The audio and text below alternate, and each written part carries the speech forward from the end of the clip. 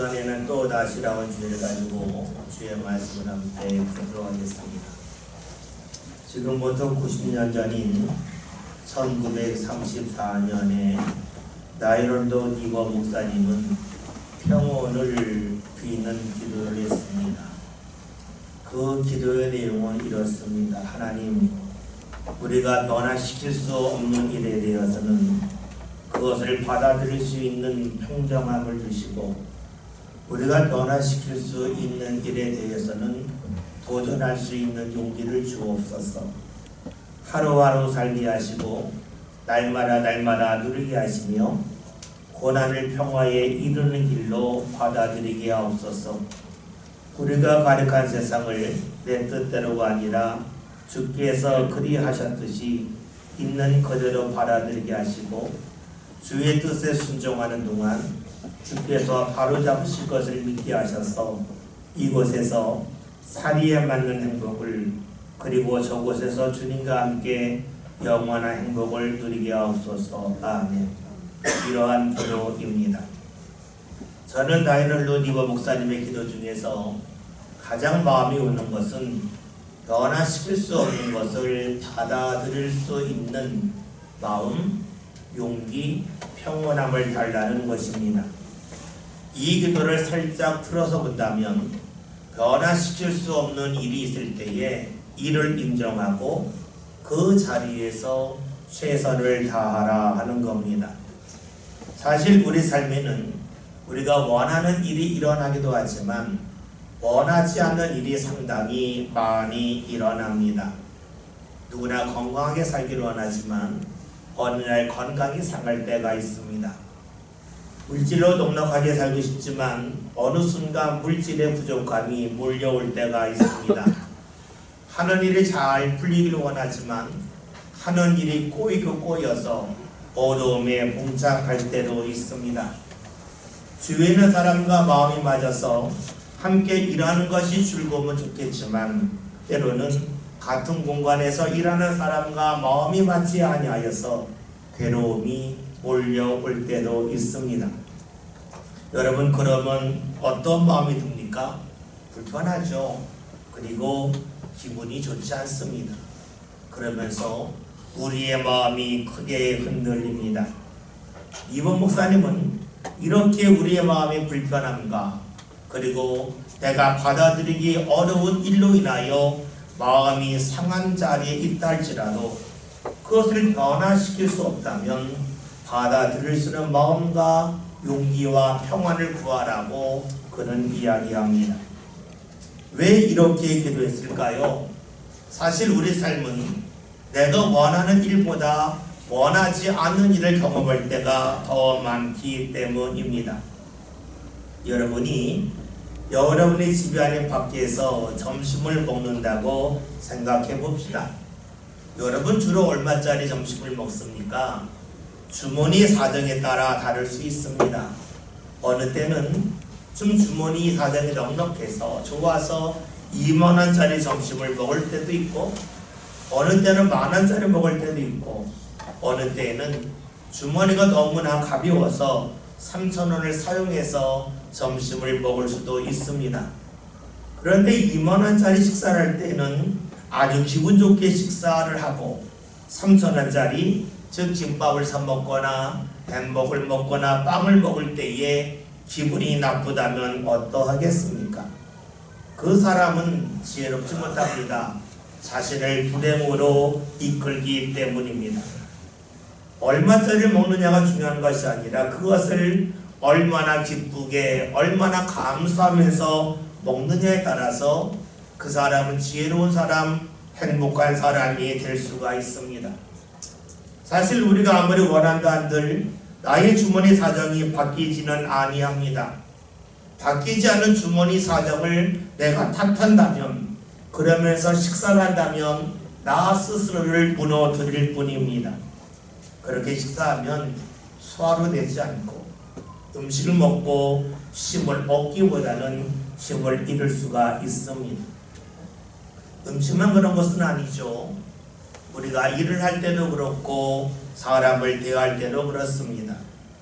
내가 하는 일이 내 마음에 딱 맞으면 좋으련만 내 마음에 맞지 않는 일을 할 때가 있습니다. 여러분, 그럴 때에 내가 마음에 들지 않으니까 이 일을 대강해야지, 이 일을 하면서 내가 왜 일을 해야 되나 하면서 원망한다면 어떠하겠습니까? 반대로 내가 하는 일을 내가 꼭 해야만 한다면, 변화시킬 수가 없다면 그 일을 하면서 나름대로 최선을 다하고 그 속에서 무언가 보람을 찾으란다면 그 사람은 삶의 기쁨이 있을 겁니다. 모든 사람은 누구나 노화를 경험합니다. 즉 늙는다는 겁니다. 노화를 좋아하는 사람은 없습니다. 늙음에 대해 다 한탄을 합니다. 왜 그럴까요? 노화라고 하는 것은 내가 쉽게 하던 일을 더 이상 쉽게 하지 못하고 어렵게 하기 때문입니다. 때로는 할 수 있었던 일인데 어느 순간부터 할 수 없게 됩니다. 몸이 그만큼 힘이 부족하고 약해지기 때문입니다. 노화는 유쾌한 일이 아니지만 그 누구도 피해갈 수가 없습니다. 그런데 내가 피해갈 수 없는 것을 받아들이는 훈련을 하지 않는 사람이라면 그 사람은 늙으면서 노화를 경험하면서 삶의 기쁨이 사라지고 맙니다. 그러나 바꿀 수 없는 것을 받아들이는 훈련을 한 사람은 내 몸이 힘이 떨어지는 노화가 다가온다 할지라도 그 속에서 원망하지 않고 그 속에서 기쁨을 찾아갈 수가 있습니다. 여러분, 그렇죠? 바꿀 수 없는 것을 받아들이고자 하는 훈련이 중요합니다. 그리고 그것이 삶의 습관이 되는 것이 필요합니다. 그런 사람은 나이가 든다 할지라도, 힘이 부족하다 할지라도, 때로는 경제적인 힘이 부족하다 할지라도 그 사람은 불행하지 않습니다. 삶 가운데 행복할 수 있습니다. 그러기에 우리에게 필요한 것은 변화할 수 없는 것을 받아들일 수 있는 마음과 용기와 평안을 달라는 기도가 필요한 것이겠죠. 이번 목사님이 왜 이렇게 기도했겠습니까? 그 이유는 하나님은 어디든지 계시기 때문입니다. 내가 원치 않은 자리에 있다 할지라도, 원치 않은 일을 한다 할지라도 그 자리에 하나님이 계시고 하나님이 예비하신 은혜가 있음을 믿었기 때문입니다. 사람이 원하지 않는 자리에 있다고 하는 것은 신앙적으로 말한다면 하나님의 은혜가 구름 속에 들어간 해처럼 보이지 않는 것이라고 말할 수도 있습니다. 물에 비해서 본다면 하나님의 은혜가 낮은 곳에 있지 않고 깊은 곳에 있기에 잘 보이지 않는다는 것이지요. 그래서 신앙의 사람은 변할 수 없는 일을 만날 때에 원망하지 않고 받아들이고 최선을 다합니다. 그래야만 가리운 하나님의 은혜가 드러나고 깊은 하나님의 역사가 펼쳐지기 때문입니다. 그런데 많은 이들은 자신이 원하지 않은 자리에 가면 마음을 모으지 못합니다. 마음을 빼앗깁니다. 어느 시대나 누구나 그런 경험을 합니다. 오늘 본문에 그런 사람이 나오지요. 즉 변화할 수 없는 그런 자리에 있음에도 불구하고 이를 받아들이지 못하고 마음을 빼앗긴 사람의 모습이 나옵니다. 본문 22절 함께 보겠습니다.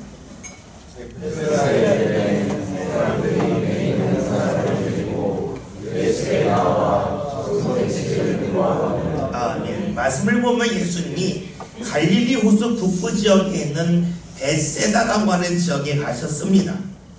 그 지역에 갔을 때 사람들이 한 사람을 데리고 오는데 그 사람은 앞을 보지 못하는 맹인이었습니다. 사람들을 데리고 와서 예수님에게 이야기를 합니다. 이 사람에게 손을 대주세요. 즉 안수 기도해달라고 합니다. 왜 이러한 간구를 했겠습니까? 예수님이 안수하시면 이 맹인의 눈이 밝아질 거라고 믿고 기대했기 때문입니다. 그런데 우리가 말씀을 자세히 보면 이해가 되지 않는 것이 있습니다. 지금 맹인이 예수님 앞에 올 때에 다른 사람들이 데리고 왔습니다. 충분히 이해할 수가 있어요. 앞을 보지 못하니까 혼자 예수님에게 갈 수 없어서 주위에 있는 사람들이 그 사람을 데리고 온 것은 우리가 충분히 이해하고 받아들일 수 있는 부분입니다. 그런데 이해하기 어려운 것이 있습니다. 맹인의 눈이 밝아지기 위하여 예수님의 손대기를 구하는 것을 맹인이 하지 않고 데리고 온 사람들이 했다는 데 있습니다. 여러분, 눈이 밝아질 사람은 맹인입니다. 절박한 것은 맹인이지 맹인을 데리고 온 사람이 아닙니다. 여러분, 그렇다면 사람들이 이 맹인을 예수님에게 데리고 왔다 할지라도 자신의 눈에 손대기를 구하는 것은 맹인이 해야 합니다. 그런데 맹인은 아무것도 하지 않고 침묵을 하죠. 그를 데리고 온 사람들이 말을 합니다. 왜 그렇겠습니까? 성경에는 그 이유를 명확하게 말씀하고 있지 아니하지만 우리는 그 이유를 충분히 짐작할 수 있습니다. 지금 맹인이 예수님 앞에 왔습니다. 예수님을 만나러 왔습니다. 그런데 그것은 맹인 자신이 원하는 것이 아니었다는 겁니다. 주위에 있는 사람들이 맹인에게 가자 하니까 어쩔 수 없이 그를 따라온 것이죠. 무엇을 말하냐면 당시 맹인은 할 일이 없습니다. 돈벌이가 없습니다. 옆 사람들이 도와줘야 먹고 살 수 있습니다. 그런데 맹인을 도와줬던 사람이 예수님에게 가자. 가고 싶지 않은데 그 사람과의 관계 때문에 어쩔 수 없이 이 사람이 온 겁니다. 맹인이 예수님 앞에 온 것은 억지로 온 겁니다. 내가 원한 것이 아니고 내 주인의 삶에 가져가자는데 그 사람의 청을 뿌리칠 수 없었기 때문입니다. 그러니까 이 맹인은 예수님에게 왔지만 몸만 왔습니다. 마음이 오지 않았습니다. 그래서 자신의 문제임에도 불구하고 그는 침묵합니다. 아무 말도 하지 않고 가만히 있습니다. 우리는 본문에 나오는 맹인의 모습을 우리 주위에서도 얼마든지 살펴볼 수 있습니다. 여러분의 자녀들을 학원에 보낼 때가 있습니다. 부모는 자녀가 애타서 공부했으면 학원에 보내지만 자녀는 부모가 가라고 해서 갔지만 마음이 없어요. 그러니까 몸은 가지만 마음이 없어요. 그래서 공부하지 아니할 수도 있습니다. 교회도 마찬가지죠. 우리가 예배하러 교회에 왔지만 맹인의 모습으로 억지로 온 수도 있습니다. 몸은 왔지만 마음은 이 자리에 없을 수도 있습니다. 그런데 우리가 이때에 기억할 것이 이모 목사님의 기도입니다. 변할 수 없는 거라면 받아들일 수 있는 마음과 믿음과 용기를 달라 하는 겁니다. 우리가 이 자리에 왔습니다. 그러면 이왕 이 자리에 왔다면 다시 말해서 나의 몸의 위치를 바꿀 수 없다면 이모 목사님의 기도처럼 그 모든 것을 받아들일 수 있는 마음과 믿음과 용기가 우리에게 필요합니다. 어차피 시간은 똑같이 흘러갑니다. 이 자리에 있는 이 시간은 내가 무엇을 하든 똑같이 흘러갑니다. 그렇다면 이 자리에서 내가 받아들일 수 있고 붙잡을 수 있는 것이 무엇인가 찾고 시도하는 것이 그 무엇보다 중요합니다. 그런데 안타깝게도 교회에서만이 아니라 우리 삶 가운데 많은 이들이 변화시킬 수 없는 것을 받아들이고자 하는 용기와 마음과 믿음이 부족할 때가 상당히 많이 있습니다. 그래서 시간이 흘러감에도 불구하고, 같은 시간이 흘러감에도 불구하고 받아들이려고 시도하지 않습니다. 아니, 받아들이는 훈련을 하지 아니합니다. 그러기 우리 말씀을 보면서 본문에 나와 이 맹인의 모습이 낯설지가 아니합니다. 몸은 왔지만 마음이 오지 않은 이들이 상당히 많이 있기 때문이죠. 일을 할 때에도 몸은 같지만 마음 없이 일할 수도 있습니다. 이러한 맹인을 예수님이 어떻게 대하십니까? 23절 말씀을 함께 봅니다. 예수께서 맹인의 손을 붙잡으시고 마을 밖으로 데리고 나가사 눈에 침을 뱉으시며 그에게 안수하시고 무엇이 보이느냐 물으시니. 말씀을 보면 예수님이 이 맹인의 손을 붙잡고 마을 밖으로 나가십니다. 왜 마을 밖으로 나가셨을까요? 앞에서 언급했던 것처럼 이 맹인은 몸은 왔지만 마음이 오지 않았기 때문입니다. 다시 말하면 예수님을 만날 마음의 준비가 전혀 되어 있지 않았습니다. 그런 맹인의 손을 예수님이 붙잡습니다. 그와 접촉하십니다. 예수님의 따뜻한 손길이 그에게 전해지기를 원하셨기 때문이죠. 그리고 그와 함께하면서 그의 마음의 문이 열리기를 기대하셨습니다. 우리가 잘 알고 있듯이 병에다가 물을 담으려면 병뚜껑을 열어야 됩니다. 병뚜껑을 열지 아니하면 아무리 병을 향하여 물을 쏟아분들 물이 병 속으로 들어가지 아니하죠. 하나님의 은혜로 역시 그러합니다. 하나님이 아무리 큰 은혜를 베푸시려 한다 한들 우리의 마음 위에 문이 닫혀 있으면 주의 은혜가 우리 삶 가운데 채워질 수가 없습니다. 예수님은 이 맹인이 눈이 밝아지기를 원하십니다. 그러나 준비가 되어 있지 않습니다. 그래서 그를 마을 밖으로 데리고 나가십니다. 다른 사람들이 볼 때에는 주님께서 이 맹인을 고칠 능력이 없다고 여길런지 모릅니다. 그러나 예수님은 거기에 마음을 두지 아니하십니다. 중요한 것은 이 맹인이 마음의 문이 열려져서 하나님의 은혜가 그에게 임하는 것이기 때문이죠. 오늘 말씀을 보면 예수님이 그를 마을 밖으로 데리고 가신 후에 침을 뱉으시고 안수를 하셨습니다. 왜 예수님이 침을 뱉으셨을까요? 그가 몸은 오고 마음은 오지 않았기 때문에 그를 멸시해서 그에게 침을 뱉으셨겠습니까? 그러하지 않습니다. 예수님은 그를 모욕하기 위하여 침을 뱉으신 것은 아닙니다. 사실 우리 주위에도 그런 일이 있지만 침은 인간요법으로 사용하기도 하죠. 여러분들이 모기에 물리면 침을 바르는 일들이 있습니다. 왜냐하면 소독이 되기 때문이죠. 당시 많은 이들은 그런 식으로 의로 해결을 했습니다. 그래서 예수님은 이 맹인에게 침을 뱉으십니다. 우리는 그런 말씀을 보면서 예수님 꼭 굳이 소독까지 하셔야 됩니까? 그냥 안수해서 낫게 하시면 안 됩니까? 라고 질문할 수 있습니다. 그러나 예수님은 그렇게 하지 않으셨습니다. 왜냐하면 그래야만 이 맹인의 마음의 문이 열려진다는 것을 아셨기 때문입니다.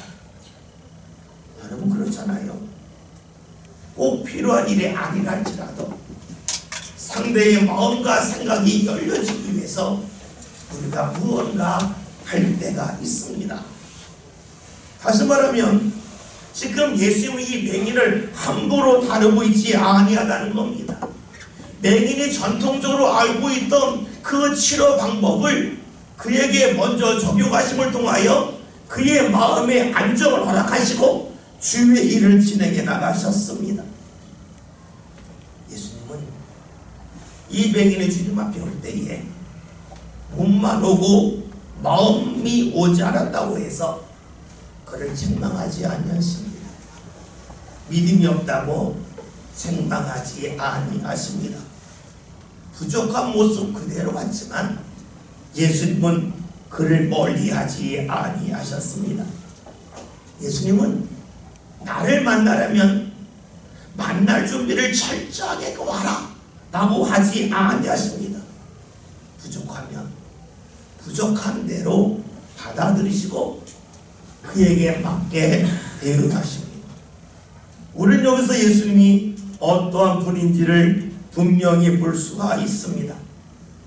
예수님은 우리를 대하실 때에 우리의 눈높이에 맞춰서 일하신다는 겁니다. 즉 예수님은 만나는 이들에게 네가 나에게 맞춰라. 내가 주고 너는 나를 주라고 고백하니까 네가 나한테 맞춰라 하지 않습니다. 주님은 주님이심에도 불구하고 만나는 대상에게 자신을 맞춰주십니다. 다시 말하면 과감히 자신을 포기하십니다. 그 이유는 사랑입니다. 빌립보서 2장의 말씀을 보면 예수님은 하나님과 같은 분이시지만 같이됨을 취하지 아니하시고 자기를 비워 종의 형체 즉 사람의 몸으로 세상에 오셨습니다. 자신을 비우셨습니다. 왜냐? 사람과 눈을 맞추기 위함입니다. 성경을 보면 예수님의 별명이 나옵니다. 먹기를 탐하는 자, 포도주를 즐기는 자, 세리와 죄인의 친구라고 하는 그런 별명이 있습니다. 예수님이 왜 그런 별명을 들으시며 사셨겠습니까?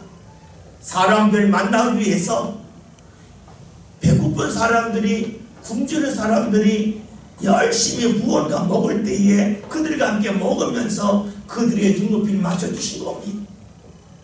때로는 흥을 잃어버린 사람들이 흥을 얻기 위하여 즐거움을 얻기 위하여 포도주를 마실 때에 그들과 함께 기쁨을 나누고자 포도주를 함께 나누셨습니다. 지금 예수님 맹인에게 그렇게 하고 계십니다. 세상에 많은 종교가 있습니다. 많은 종교의 특징이 있습니다. 신에게 너를 맞추라는 겁니다. 자격을 갖추라는 겁니다. 그래야만 신이 너를 만나주겠다는 겁니다. 그런데 우리가 믿는 하나님은 완전히 다릅니다. 하나님은 우리에게 어떤 자격도 요구하지 아니하십니다. 하나님이 우리에게 맞춰주시기 때문입니다. 하나님은 군림하는 분이 아닙니다. 하나님은 우리를 사랑하십니다. 그 하나님이 우리에게 요구하는 것은 단 하나입니다. 믿으라는 겁니다. 그거로 족하다는 것이죠. 지금 예수님은 맹인에게 하나님의 역사를 전하지만 맹인의 수준에 맞춰 주십니다. 그리고 예수님이 그에게 안수하셨죠. 어떤 일이 일어납니까? 24절 함께 봅니다. 사람들이 보이나이다. 나무 같은 것들이 걸어갈 것을 보나이다. 아멘. 말씀을 보면 맹인의 눈이 열려서 사람을 봅니다. 그런데 그의 눈이 완전히 밝아진 게 아닙니다. 초점이 흐려졌어요. 그래서 사람들을 보는데 그 사람들의 모습이 마치 나무처럼 보였다는 것입니다. 여러분, 왜 이런 일이 일어났겠습니까?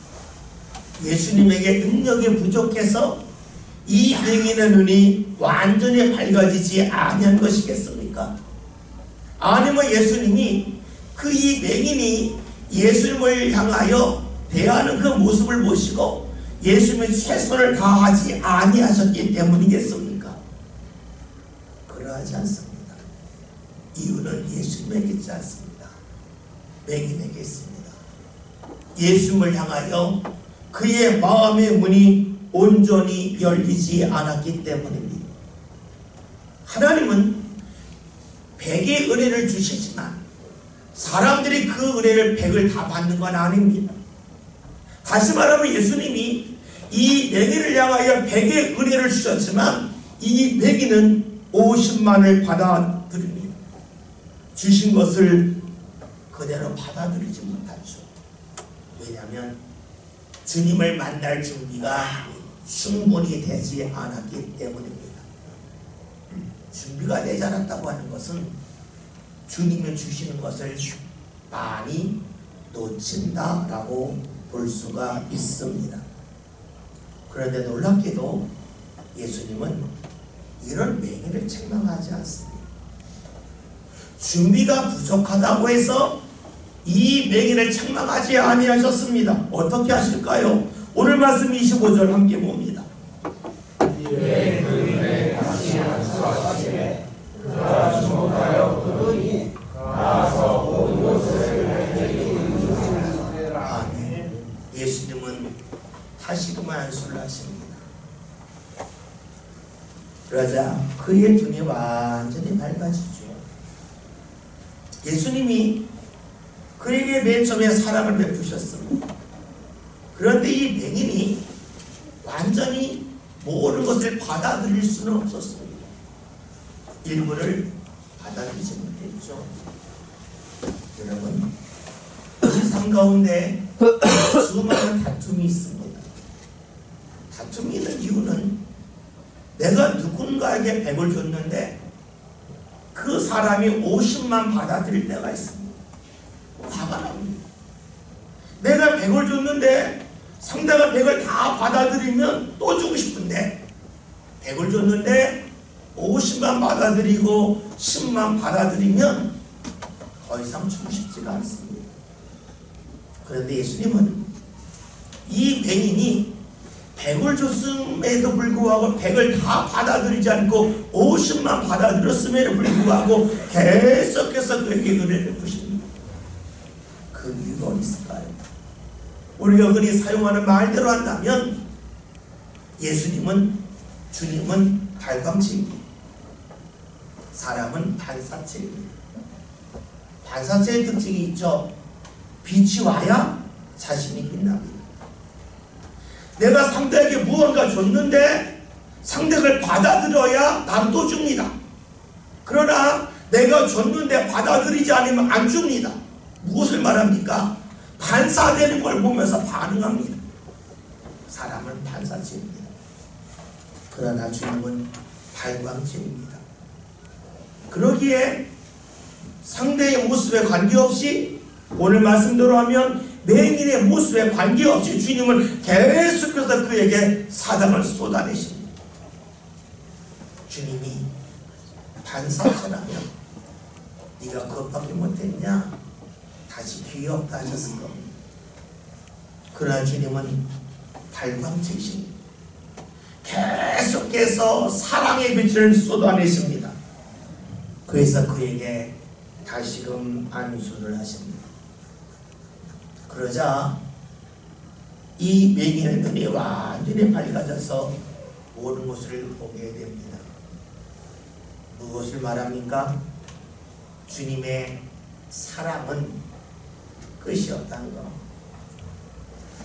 이 사람이 내 사랑을 받아들이지 않았으니까 사랑을 끊겠다 하지 않습니다. 계속해서 사랑을 베푸십니다. 그리고 그 사랑은 힘이 있습니다. 여러분에게 100m를 열심히 뛰라 합니다. 그럼 또 뛰라 그럽니다. 또 뛰라 그럽니다. 한 3번 정도 뛰면 말할 겁니다. 힘이 떨어져서 더 이상 뛸 수가 없습니다. 이것이 사람의 모습입니다. 다시 말하면 사람의 힘은 한계가 있습니다. 또 다른 말로 하면 사람의 사랑의 힘은 한계가 있습니다. 육체의 힘이 한계가 있듯이 사람의 사랑의 힘에도 한계가 있습니다. 그러나 주님의 사랑의 힘에는 한계가 없습니다. 그러기 오늘 말씀 주님 어떡하십니까? 또 다시 그에게 사랑을 베푸십니다. 또 다시 그에게 안수하십니다. 네가 받아들이지 않았으니까 나는 지쳤다. 더 이상 하지 못하겠다 하지 아니하시고 계속해서 안수하시며 그의 눈을 밝게 해주셨습니다. 여러분, 우리는 말씀을 보면서 주님의 모습을 봅니다. 그리고 이 주님이 변함없는 분임을 우리는 믿고 있습니다. 예수님께서 2000년 전에 맹인에게 거듭해서 안수하시고 또 안수하시며 계속해서 사랑을 베푸셨듯이 오늘 우리에게도 다가오셔서 끊임없이 사랑하시고 또 사랑하신다는 겁니다. 왜 그것밖에 하지 못하냐? 책망하지 아니하신다는 겁니다. 하지 못하는 것에 대하여 안타까워하시지 책망하지 아니하십니다. 우리는 앞에서 언급했던 것처럼 반사질입니다. 그러기에 하지 못하는 것에 대하여 책망합니다. 그러나 주님은 발광제이시기에 책망하지 않고 안타까워하십니다. 그러면서 거듭거듭 우리에게 기회를 주시고 우리를 붙잡아 주십니다. 이렇게 본다면 말씀 서두했던 니버 목사님의 기도, 받아들일 수 변하지 않는 것을 받아들일 수 있는 평온함을 달라고 하는 이 기도는 어쩌면 주님의 모습일 수도 있습니다. 변하지 않는 우리들 계속해서 받아들이시는 분이 바로 주님이시기 때문입니다. 변하지 않기 때문에 포기하는 것이 아니라 변하지 않는다 할지라도 계속해서 품으시며 언젠가는 너희 눈이 조금이라도 밝아지겠지. 내가 사랑을 베풀고 오늘 말씀대로 한다면 또 다시 안수하고 또 다시 안수하면 너희의 눈이 조금씩은 밝아지겠지. 이것이 바로 주님의 모습입니다. 주님은 우리에게 또다시 다가오십니다. 맹인을 주께서 멀리하지 아니하시고 안수기도 했지만 그의 믿음이 부족하여서 온전히 눈이 밝아지지 않은 그 맹인을 멀리하지 아니하셨던 것처럼 오늘 우리를 멀리하지 않습니다. 여러분, 혹여나 내가 지금까지 주님을 멀리 떠났다 할지라도 두려워하지 마십시다. 하나님은 우리 위에 군림하시는 분이 아니요 우리를 사랑하는 분임을 결코 잊지 마십시다. 주님은 우리에게 거듭해서 다가오셔서 또다시 안수하시고 사랑하시는 분임을 잊지 마십시다. 오늘 말씀 제목이 또다시입니다. 또다시 맹인에게 안수하신 주님, 또다시 우리에게 다가오셔서 우리를 사랑으로 어루만져 주십니다. 내가 준비가 잘 되지 않았다 할지라도 나를 멀리하지 않고 나를 품으시는 그 주님을 꼭 기억합시다. 그리고 그 주님을 받아들입시다. 그리하여 맹인의 눈이 밝아졌던 것처럼 우리의 믿음의 눈이 밝아지고 주의 은혜를 여기저기서 보고 붙잡을 수 있는 믿음의 주인공들 다 될 수 있기를 주의 이름으로 기원드립니다.